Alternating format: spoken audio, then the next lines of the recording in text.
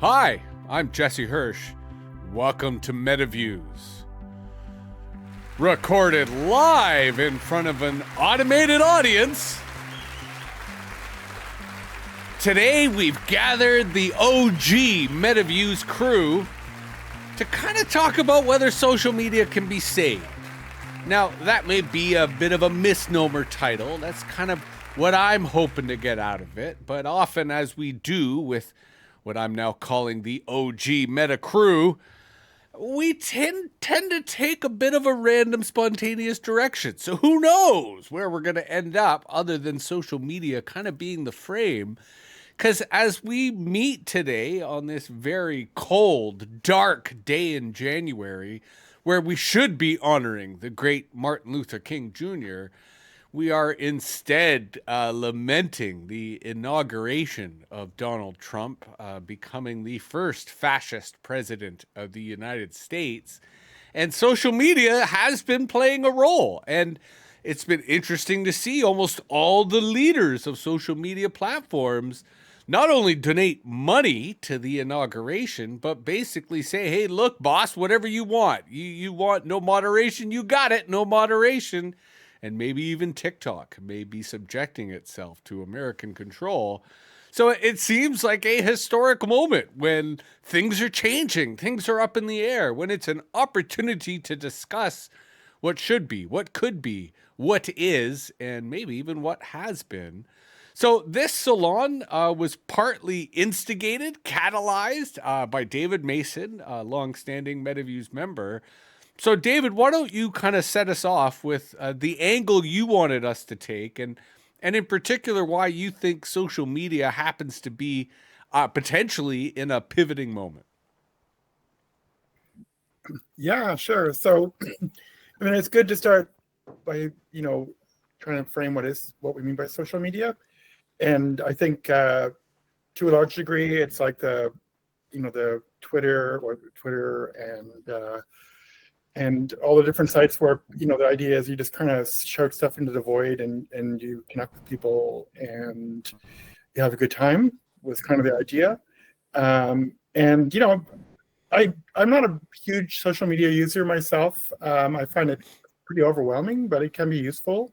And if you have a little, if you might find yourself in a decent little conversation. I really like the idea of Twitter in the first place when it was this hyper-local idea.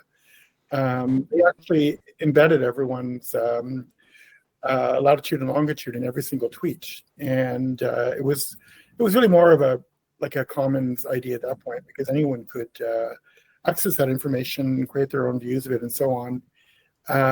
But we here we are now, and it's all been bugged and mined and surveilled.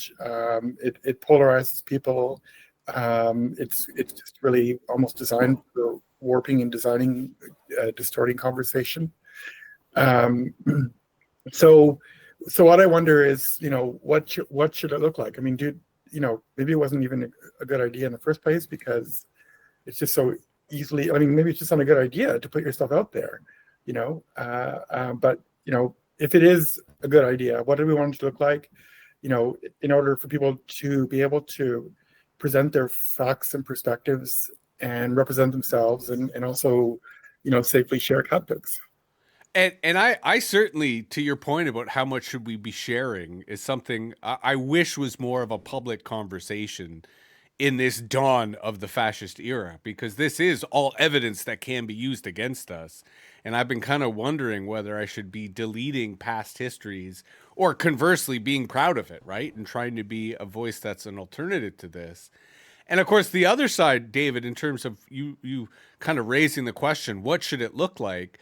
There is this kind of open source initiative, either within the kind of AT protocol, which, the Fediverse is really championing, and Blue Sky also being not exactly part of the Fediverse, but nonetheless embracing kind of open source protocols.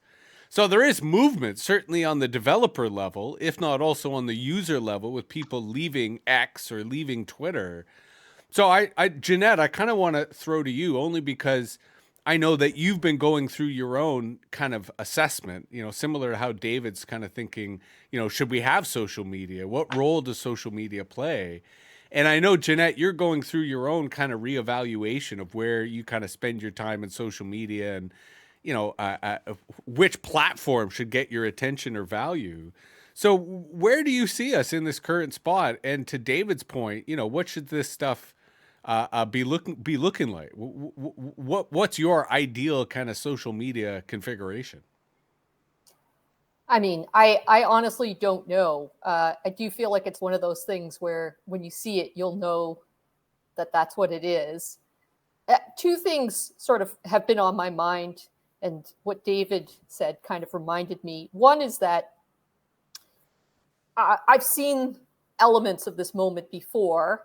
Part of what I studied when I was doing work in history was the massive explosion of print, when printing as a way of making your voice heard became accessible to just regular folks.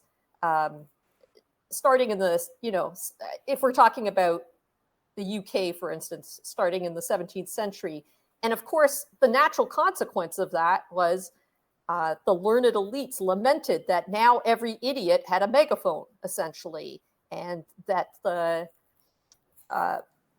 public sphere was being flooded with all kinds of garbage.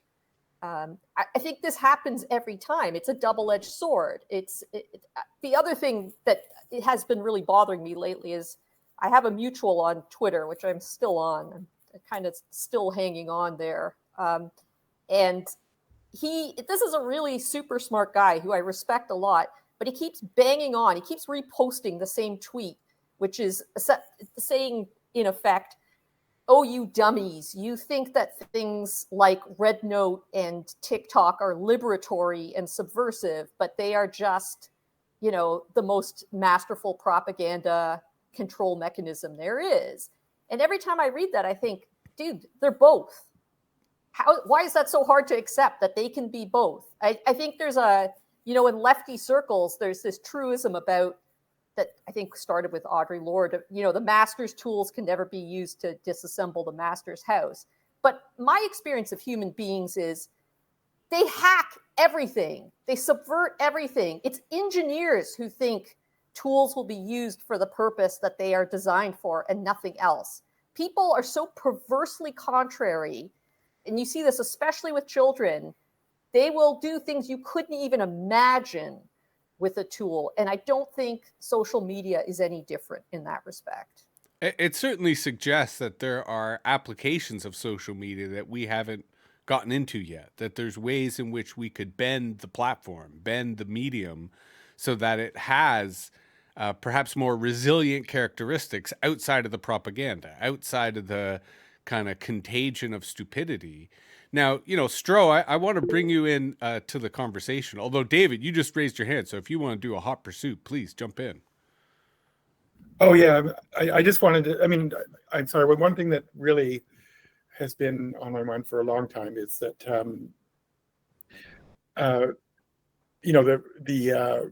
the idea that this media could and should be symmetrical.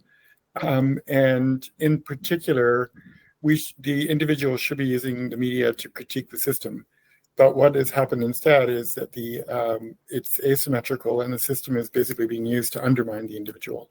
Like I have a lot of ideas about what it should look like, and that's exactly how it looks to the people behind the dashboards at Facebook and Twitter, and even Blue Sky and unfortunately Mastodon as well. So yeah, sorry, I just wanted to add that one point. Well, and I wouldn't mind at some point coming back to the idea of transparent analytics, of having an actually transparent social media system in which we can not only see the activity of who's posting and what they're posting, but have that administrator's view, have a sense of the meta view. But Stro, I kind of wanted to bring you in both to put you on the spot as someone who's a creator, right? Someone who, in using social media is doing so from the perspective, not just of the consumer, but of someone producing content. But I'm also curious from an athletic perspective, are there rules to the playing field of social media that we don't have that we could have. And I say this because, a lot of what makes sports interesting are the constraints, are the rules that are placed on the game, and social media doesn't really have rules. Maybe there should be some. Right. So, it is kind of it's kind of an anarchist way of communicating, isn't it? And it's like if we had rules like transparency, for example, then maybe we would be more accountable. It is very much like what Jeanette suggested, like the early days of print, right? Because this is such a new technology and we haven't caught up. Our educational system hasn't caught up. Really, our moral and ethical standards, laws even haven't caught up to where we are giving everybody the bullhorn, right? So yeah, it would help. Of course, it would help.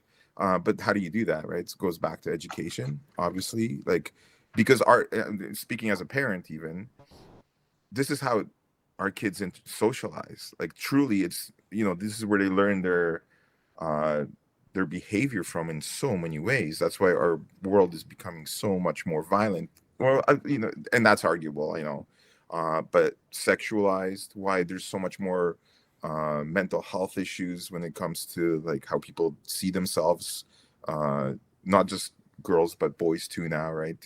To a much greater extent. So of course, if we could find a way to have these things, but it comes back to regulation. How do we regulate something that is literally in everybody's hand?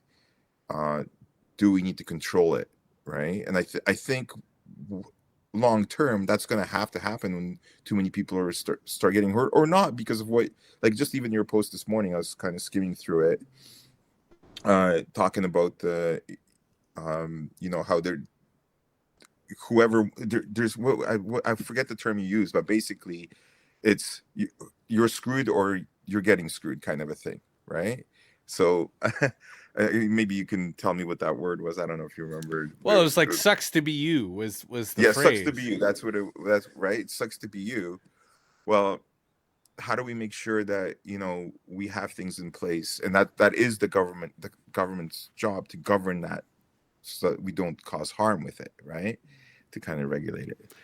Maybe that's a long-winded way to kind of say yes, regulation would be good, because sports are great because you have a code that you can play by, right? And if there's no code, then it's just the biggest bully wins. Well, and I think the other sort of point you made right at the outset was transparency, because the thing about sports is the rules, right? Like both teams understand the rules. Both teams are playing by the same rules. That doesn't happen in social media, right? If there are rules, it's hidden. Go ahead. And what's more is that there's somebody refereeing the game. Yes. A neutral party that needs to actually try to implement that, right? Although there is a lot of speculation online that the pervasive gambling in sports has made referees corruptible, right? And it is interesting to see them doubt that. But that's not new. It's no, boxing. No, but it's maybe louder. And I think to your point about rules, people didn't like that TikTok was being banned or subject to rules, so they ran to Red Note, which has more rules. Like the terms of service of Red Note are really quite onerous and include things like you can't, bully, you can't be mean. And people like that, even though I don't think they're going to stay. They're coming back to TikTok. But to your point, I think there is a desire for them to be not so much control, but fairness.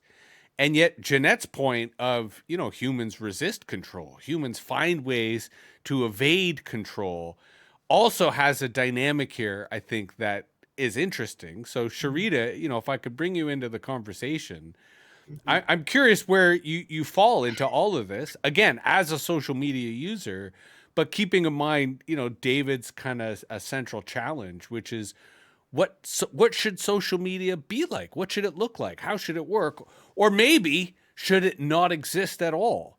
Which is certainly something I think that we should entertain on the table. The first thing really that I've been thinking about all the way through this is that social media its foundation is some people think its foundation is social network theory. Certainly, you can analyze it by social network theory, but there are some theories about this. And generally speaking, people who are participating are following those theories. So, for instance, one theory in terms of social networks is that birds of a feather stick together. And when that happens, when you are generally, really focusing on somebody who has the same bias as you begin to form social networks. And then that relates in a way to who you trust. You trust the people in your pack. You don't trust the people out there. So that dynamic's happening. On top of that, if you were to think about what Jeanette is saying, and that there's always outriders. There's always out there people in the, whatever sphere that are not playing by anybody's rules, including social network theory. Then the idea of, all right, so there already are some rules in terms of social networks. I'll go back to social network theory. But then you have algorithms being put on top of that. So another set of rules is going on, and that set of rules is dependent on the bias of whoever programmed the algorithm. So what you're getting here is a cacophony of sound. Although, let me push back there, because the word rhythm can be found in algorithm. And that you're right. I think at the default level, it's a cacophony of sound. But what was interesting in these quote unquote final days of TikTok, because of course they weren't, but they created a mania. They created a sense that everyone experienced it. TikTok was giving them a rhythm. It was giving them a rhythm that, yes, in some cases they're literally dancing to, but in other cases, it speaks to why they're participating on the platform. Mm-hmm. Because I was also thinking about, to your point, the cacophony and the birds of feather. What I really liked about Twitter during the pandemic was the people who were birds of a feather for me around COVID, right? Who were COVID aware, who were researching about COVID, who were saying, yeah, you got to wear a mask. Yeah, you got to protect yourself. And that there was a part of me that didn't want to leave Twitter because I didn't want to leave those people. But now I've found them on Threads. So Threads has quickly figured out that I'm into COVID people. And I keep going back to Threads, even though it's actually a craptacular social media platform. But it's because it's giving me that birds of a feather. However, the rhythm of the Threads algorithm is terrible. Like, absolutely terrible. There's no rhythm at all. And so I'm going there for this single note. But to your point, there's a lot of cacophony. So I'm positing that the social media I want, to go back to David's question, is one that has a lot of rhythm. That the algorithm has a rhyme to it. That the algorithm has a flow to it. That it generates a kind of music that keeps me kind of engaged. And that's been rare for me as a social media user, but TikTok has done it on some occasions.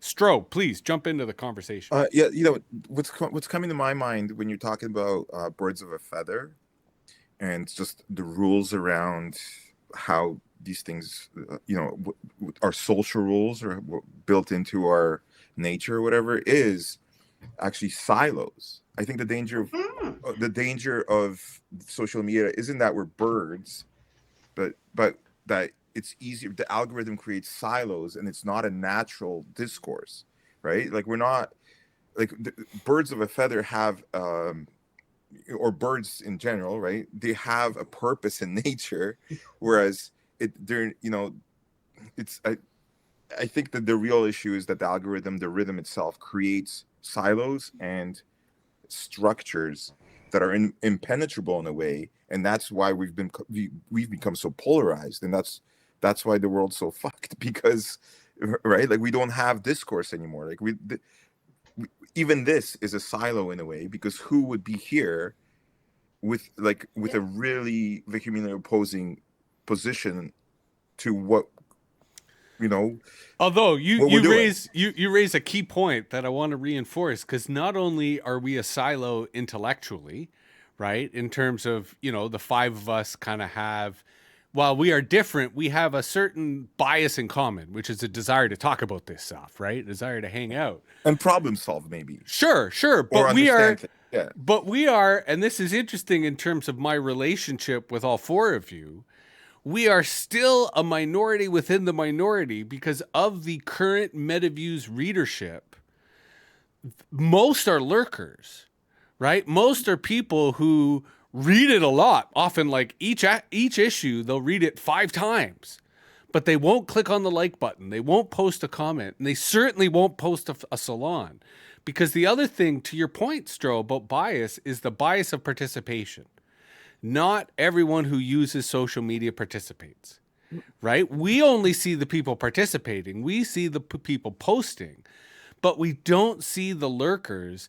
And I think we underestimate both their power and their influence. But to bring it back to our focus, how could we redesign social media to incentivize the lurkers to participate more?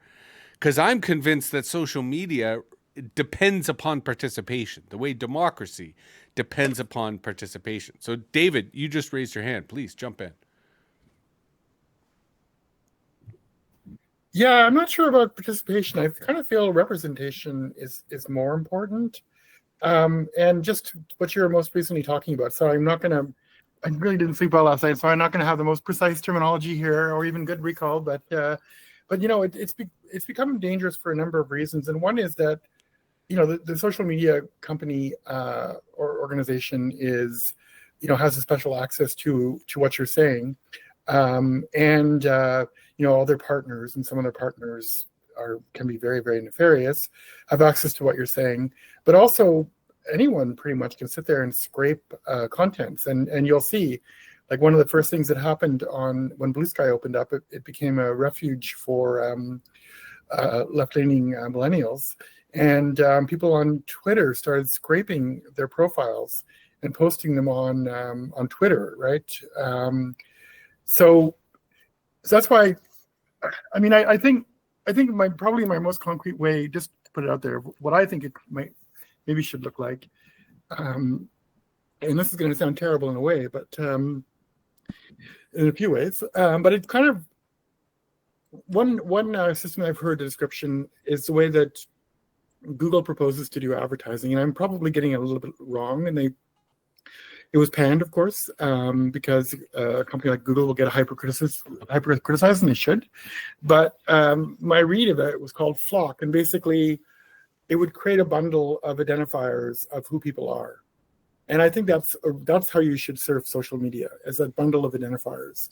And so when somebody posts something, you should say what bundle of identifiers posted this. And you should be able to choose what level of disclosure you have over your actual identity. And there's a really important idea that's starting to emerge now called personhood, where you can actually have like an authority say this is a unique person. And that's a really interesting idea to layer on top of that. But for now, I think just in terms of safety and reasonableness, I think that we should acknowledge the lurker factor. We should allow those people to become a new kind of participant, tasked to like a dashboard they click, but maybe and even past a reaction or like or whatever. But yeah, that level I think is next, and that level becomes very necessary when it's so easy to make any quantity of fake persons that are incredibly realistic as well. I think that's a brilliant idea. And it kind of suggests that the current problem with social media is it's too individualistic. that, you know, if we really want to socialize the social media part, we have to allow teams, right? We have to allow people to use social media as a group, to use social media as part of a larger team. Of course, the most radical application of that would be the black bloc, right? The social media black bloc. You got 100 people all gathered together causing shit, you know, ripping down the power structures, trolling at a level never seen before. But similarly, the privacy benefits of pooling your data, right? And having that data aggregated amongst a group of people that could even be strangers in the Tor, the onion routing concept. So I think that's a fantastic idea.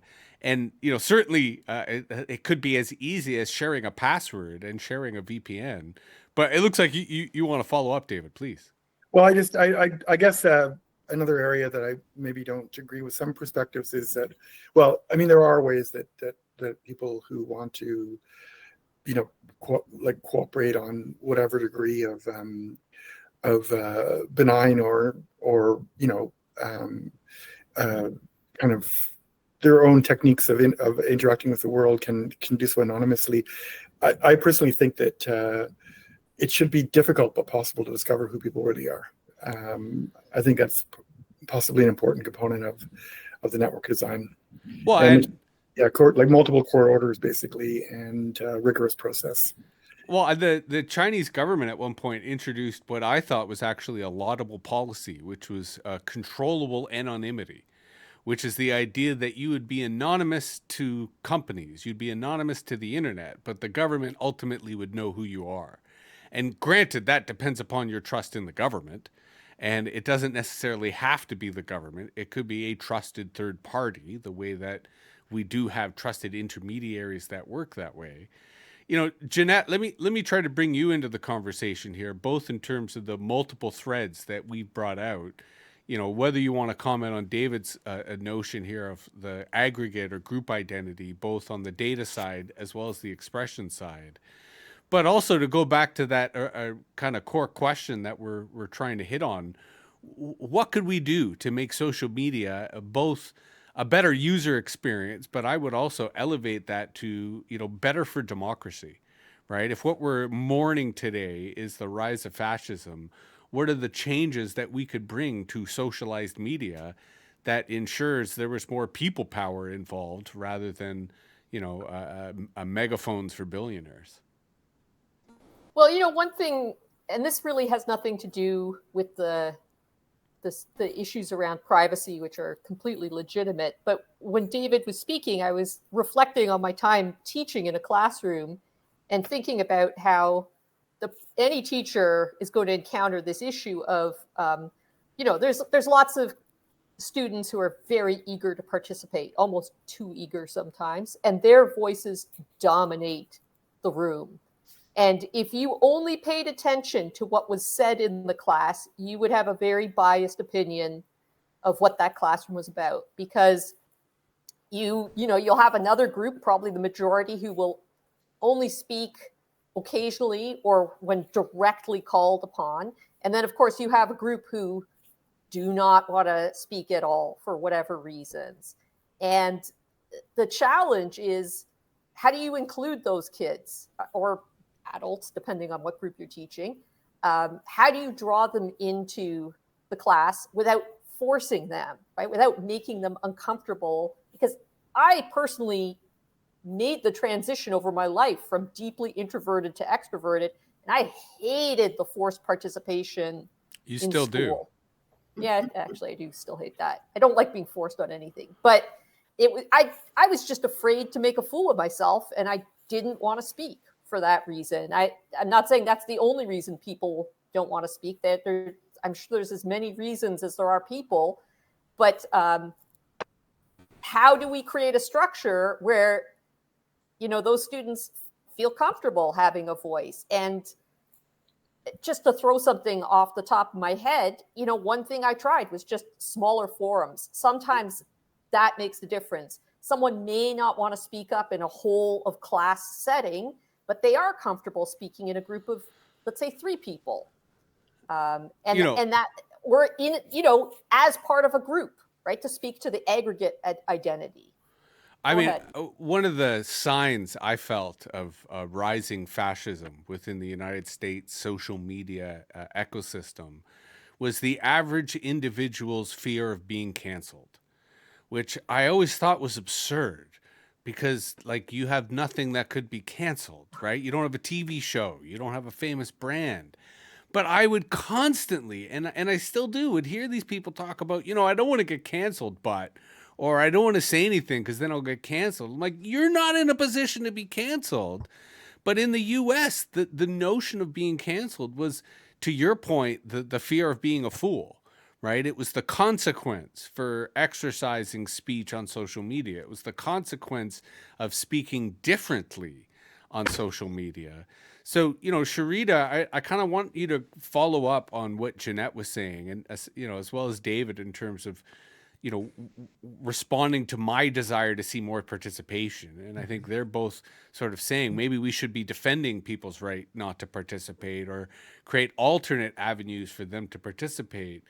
But I'm curious for you to add to that the angle of these are dangerous times, right? Participation while necessary to push back against the fascism, it can also make one vulnerable in terms of the political climate that we find ourselves in.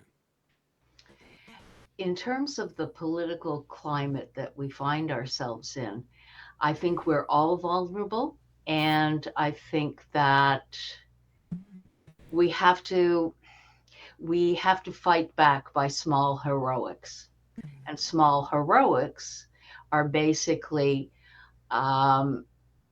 speaking what you are, speaking who you are. I'm thinking to myself, the chances of somebody finding me really speaking my mind are not that high. Hold on. Why do you say that? Elaborate. I have a small view. I have a small focus. I have a small footprint online. So I feel free in many ways to speak because I think that I'm the needle in the haystack. Now, I could argue it the other way as well. Yeah, please do, because the Be, needle in the haystack doesn't apply anymore. well, I don't think it applies anymore in terms of if somebody really wants to find you, they will. And I've done that. I've seen that But time and time again. but there's a flip side to what David was describing in terms of Google at one point having this flock initiative where they wanted to put Right. people into groups. Yes. There are no needles in the haystack because algorithms can measure all the needles and account Yes. for all the needles. And you're Yes. correct that they'll probably go for other people before they go for you. Yes. But we should not assume that this is 1930s Germany, even though the historical parallels are there. There's a greater efficiency at play in our contemporary moment. And that's where I think David's earlier evocation of the analytics dashboards, right? That Mhm. the people who manage these ecosystems have a view that we do not possess. And that if we as users had that view, everything would be different. And that doesn't mean good or better or worse. But people already behave differently based on their desire to go viral or their desire to get more attention. And if they could see the logic at work, if they could see the system at work, and that's where I say, I think the feeling that a lot of people have, and I was on a podcast this morning where the guy was wishing that the incoming executive would be assassinated. Mm. And, I was like, man, that's a dangerous thing to be doing. Like, they have the ability to inventory all of that. They don't necessarily have the resources to get to you. But next time you want to cross the border, next time you want to encounter it, they could just do a quick search and bam, there you are. That doesn't concern you? That doesn't worry you at all? It doesn't worry me in terms of the kinds of heroics that I would participate in, right? Um, yes, they can find you, like what you were just saying, but I think in terms of my drilling down, my heroics are not necessarily going to be painted on a screen, but they are there. And if if you really wanted to find everybody who didn't agree with your thinking or who was thinking that you're a fascist, blah, blah, blah, yes, you could do that, but it may be a great waste of your time. I hope you're right. What worries me is the amount of people who are getting in line, right? And where normally I would feel that there is safety in numbers, I worry about how many people are going to be in those numbers. Stro, let me throw to you only because Yeah. you, I think, like most of us here on the call, have been openly radical your entire life in terms of communicating what's in your heart and sharing what's in your mind. Do you feel any chill in the air in terms of human expression? Yeah, what this just made me think was that all the social media is actually a way of controlling and understanding all of us, because the AI, there is no needles in the haystack. Everything is right in front of them, and if they have the power, then they have to control it, which they do because they control it, right? They know exactly what's going on. So I think if we're talking about the future of social media, I think it goes back to being social and getting offline, because anything there is towing the line for the powers that be, right? So it is really about human interaction and doing right by, like it comes back to accountability, integrity of your own person, right? So to be radical in the social media environment of today and to change social media, we have to start being social again, breaking bread. Yeah, yeah, yeah. And not just on the breaking bread side, but also in terms of graffiti, in terms of zines, in terms of media that you experience in person, right? You have to be in person and part of the community to experience that kind of media. Yeah, and the chill for me with social media and how prevalent it all is, and how is that we're becoming more and more illiterate as a species, right? Like we're actually thinking critically less because of how we're put into these groups. Whether, like, I think it's happening anyways, right? Like it's happened. It's like the discourse isn't there. It's me versus, it's polarized, Hmm. right? So there's definitely a chill, and it's not a rise of fascism, it's a reemergence of it, right? Because we've let so much of the free thought go wayside for whatever interests, for the screw you guys. Hmm. Hmm. Well, and also I think there's a dynamic here in terms of the TikTok in particular, where before this moment, right, when TikTok, as it existed last week, had a lot of left wing content, had a lot of left wing voices, had a lot of critical voices who, were not just critical of the United States, we're critical of China, we're critical of Israel, we're critical of everything. And will be interesting to see if that remains, because TikTok, certainly in terms of Western social media or social media available in the West, had the most political diversity. It certainly had fascists. It certainly had conservatives and liberals and social democrats and communists and anarchists. But that's what made it interesting, was it had that diversity. I don't see that diversity elsewhere, which is why I think, Stro, we may end up going back to face, going back to using postal mail and graffiti and, grassroots communication. But within the spirit of what we're describing, I'm curious, David or Jeanette or Sharita, Stro, if any of you could think of what could change in the social media we do have that would make it more diverse, right? I mean, researchers have talked about the byproduct of the engagement algorithm, that it rewards extremists, right? Can we think of a different way of configuring the algorithm that is more fair or more equitable in terms of how it distributes attention? And I say this because while this may not be the direction things are headed, I think there's a lot of interest in entertaining these types of alternatives. I think we got to take the algorithm out of the equation if we're going to change that, because the algorithm is a bias, Mm-hmm. right? Mm-hmm. And that's the real issue there. Um, yeah, it's I think in an odd stroke of maybe doing the right thing, whether he means it or not, Zuckerberg, by not having the algorithm take control of the whatever content is there, by policing it, that might be actually a good way, because it opens it up to everybody. Except he's got to be lying. Yeah. Like there's no way he'd allow that. Sorry, Jeanette, go ahead. Just to respond to what Stroh said, I always, whenever bias comes up, and Jesse, sorry, I'm taking your line here. Please. I have to point out there's good bias. Nobody ever says no to good bias. Like, clearly you've identified the negative bias, the way that algorithms currently are essentially dark patterns. The thing I keep thinking about is food. The way that modern processed food in particular in North America has been over-engineered to be as addictive as possible, right? That's why you eat a whole bag of chips before you even know it. To me, there's no difference between that and the algorithms you see on these social media platforms.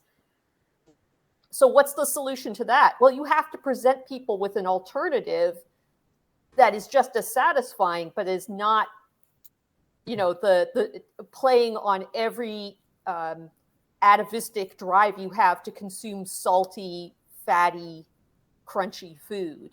And I think that, and maybe that's eating, a really good heirloom tomato or something like that, which is a taste experience most people don't have anymore. Go ahead. Although you're making a good point, which is we have to have the rewards, but we don't want the rewards to be junk food, right? We want the rewards to be healthy. We want the rewards, for example, I've always been motivated by video games, right? Or when I first played on a BBS, it was like a Dungeons and Dragons game where you could level up. So if there's something that there's rewards, if there's something to level up, I'll do it, right? And the question is, what kind of leveling up, what kind of rewards could we envision that are positive when it comes to community development, that are positive when it comes to cognitive development, like learning, for example?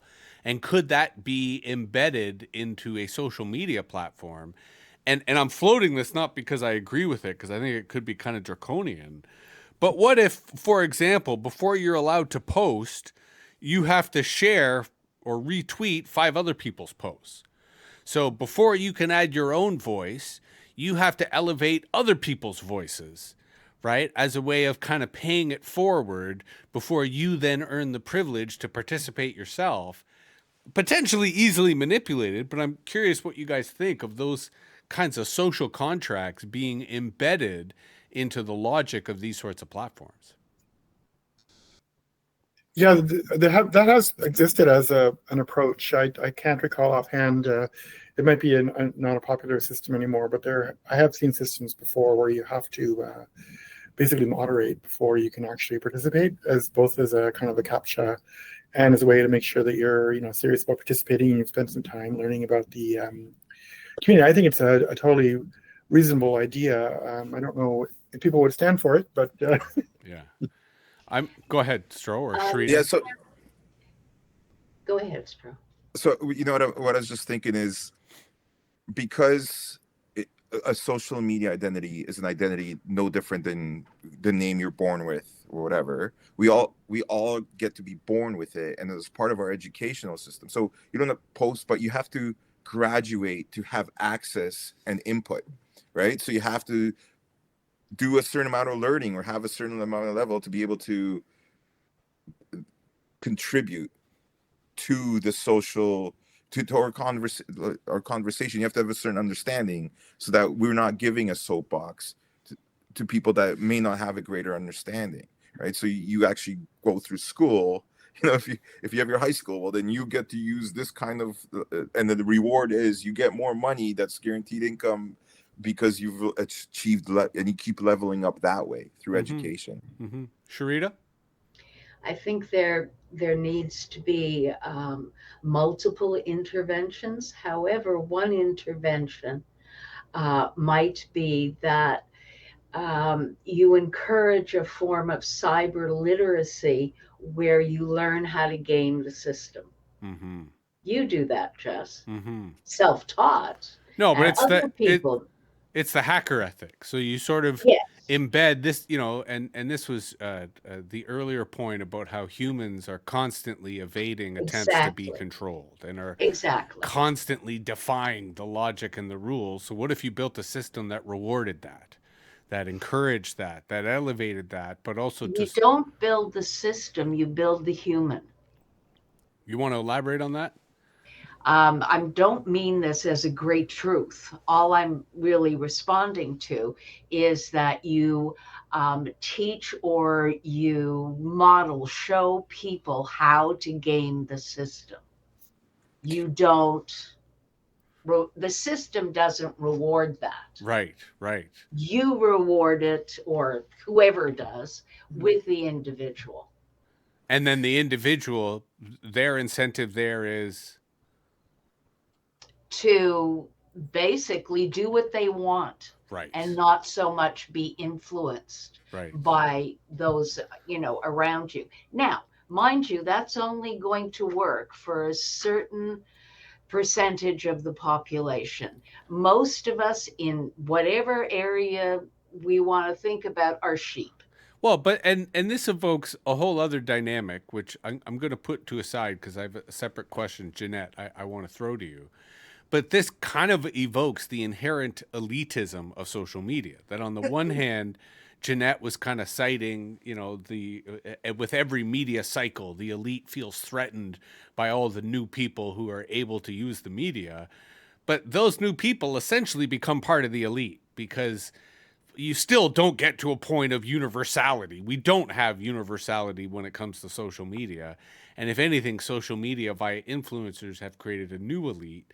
But I thought David, indirectly in talking about whether people would go through these measures, evoked the idea of frictionless design. Like Facebook conquered the world because they made everything as easy as possible.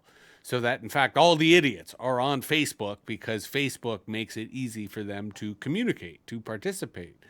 So, Jeanette, as someone who refuses to be forced to do anything, and in fact, while you are perfectly willing to do very hard and complicated things that you choose, if someone else asks you to do something that's very hard and difficult, chances are you're not going to do it. So, I'm curious both from your own experience as a social media user, but also your perspective as an educator. Can you help us kind of close the circle here? Can we incentivize greater behavior, yet at the same time keep it simple? Can we do, as Sharita said, foster hacking of the system, but still have a system that can handle being hacked? I mean, sure. The one thing that came to mind, I think Stroh was the first one to invoke the education system, and then Sharita kind of picked that up. If we're sheep, it's because the education system is entirely calculated to produce that. It is essentially a compliance machine. So I think what Sharita is outlining is actually extremely powerful, but it's the opposite of the current structure we have. Right. And because it really is not about fitting in, it's about figuring out what you are, and that what I am is very different from what everybody else is, and maybe my goal should be the best that I can be. If we could find a social media structure that supported that, I think we'd have something truly empowering. But what I see in the current thing, to go back to stuff we've already touched on, is generally an environment that is, Twitter to me is the most extreme version of this now, incredibly hostile. Failure to conform brings down an army of bots, right? Not just individuals who've decided to punish you, but in fact, things that aren't even people. And so people are, and because outrage is the currency of that particular platform, that's what everybody is motivated to do. So what would a social media platform look like that, was the opposite of that? I don't know. I mean, I can't say. It's Although you did answer it in the sense that it's prerequisite, is an entirely different educational system that, rather than foster compliance, fosters critical thinking. Yeah, and beyond critical thinking, I would say critical doing. Uh, that's not. I'm sorry, that's not really No, but taking action rather than just getting lost in theory, which unfortunately the North American left is completely ensconced in theory, and hence why there's not a lot of action happening. David, you've got your hand up, please. Oh yeah. So I mostly was kind of reacting to one idea that I was hearing. Maybe that's mishearing, but I don't. I guess I'm a little bit uncomfortable with the idea that it should be kind of like even maybe even critical thinking is critical thinking is an important skill, but above all, I think somebody who I think basically, unless you're talking about like an institution, then if you're talking about something that is a response, it needs tone, like a tone and kind of the tools so that anyone can represent, that they're if they're like a coal miner and they're unhappy and they're not speaking your lefty language, that should be fine. It should be a way to have you not come to blows, basically. And so in that case, that is why. I mean, one thing that I've thought about for quite a long time is that where the web came from is a research network, and we should feel like we're on a research network where we're all experimenting and we make mistakes and we're putting forward propositions and theses and people are and providing evidence, and so I guess having that kind of we're scientists tone and we're collecting evidence tone without it having to look a certain way or to be according to certain theories might be a good approach. And the thread there, I think, between what all of us are saying is that it should have a pedagogic configuration, that at its core level, it should be learning. Go ahead, Jeanette. I just want to quickly respond to what David said, because what he's describing is what the scientific ethos is supposed to be. Of course, in reality, this is not how scientists behave. As Twitter demonstrates. Yeah. Well, and just the world of scientific publishing, for example. Mm-hmm. So, I mean, and this critique of science has, that's been around for quite a while. But what strikes me is that you see that behavior the minute you attach the rewards of power to certain kinds of behavior. That's why people don't behave in a disinterested, supportive, let us mutually explore the nature of reality kind of way. As soon as there are rewards of power attached to particular behaviors, that's where they go. Well, and maybe that's the foreground, right? The title of the fictitious social media platform we're imagining is, this is the place where power is held in the hands of the many. And then the subtitle is "We don't come to blows," right? and that speaks to the culture. Again, my desire for there to be a rhythm to the algorithm, right? For there to be a kind of rhyme to the way in which these platforms play out. Any closing thoughts or final words on kind of where we see the future of social media, or more aptly, where we would like to see the future of social media? Stro? Yeah, I would love for it to to become what we want it to be, which is something that teaches us how to be better and understands each other better. And I think it is, right? Because if the medium is the message, then we see all the data, we see everything that's happening, and the people that are actually inclined to do something better for humanity, that have that in mind, will take that from it. So I think it's inevitable, but to keep it natural and not controlled by few and to keep it truly democratic is, ideally where we'd like to see it go. Right on. Yeah. Out of the hands of the oligarchs and into the hands of the people. Power to the people. Very cool. Sharita, any final words? In my mind, I keep going back to some of the groups that I've participated with, in online. And to me, that's social media as well. And that, if you got involved a long time ago, taught you how to behave in social media before you had Twitter, before, all that other stuff.